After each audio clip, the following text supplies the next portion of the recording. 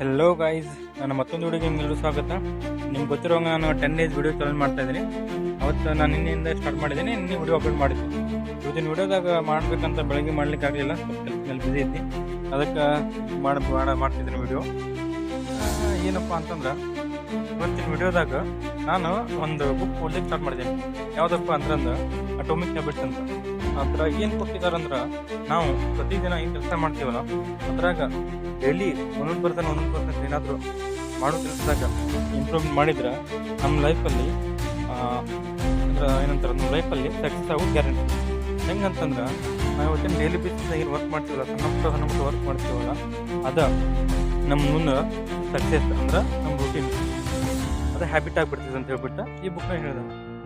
ನಮ್ಮ ಇದ್ರಾಗ ನಾವು ಯಾವುದೋ ಒಂದು ಇದಕ್ಕೆ ಯಾವ್ದಾರ ಅಟ್ಯಾಚ್ ಆಗ್ತೀವಿ ಅಂತಂದ್ರೆ ಅದ್ರೊಳಗೆ ಮೊದಲು ನಾವೇನು ಮಾಡ್ತೀವಂದ್ರೆ ಅದು ನಮ್ಗೆ ಸಂಕೇತ ಸಿಗ್ತೈತಿ ಯಾವ್ದು ಅನ್ನೋದು. ಅದು ಏನೈತಲ್ಲ ನಾವು ಯಾವುದೊಂದು ನೋಡಿದ್ರೆ ಅದ್ರ ಮೇಲೆ ಮೊದಲು ನಮ್ಗೆ ಸಂಕೇತ ಸಿಗ್ತೈತಿ.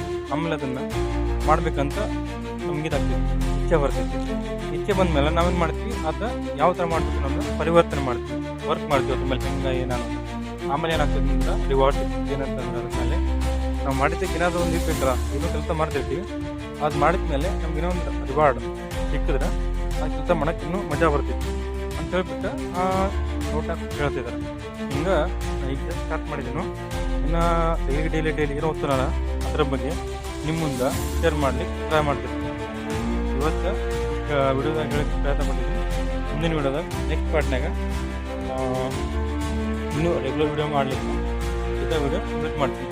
ಎಲ್ರಿಗೂ ಧನ್ಯವಾದಗಳು.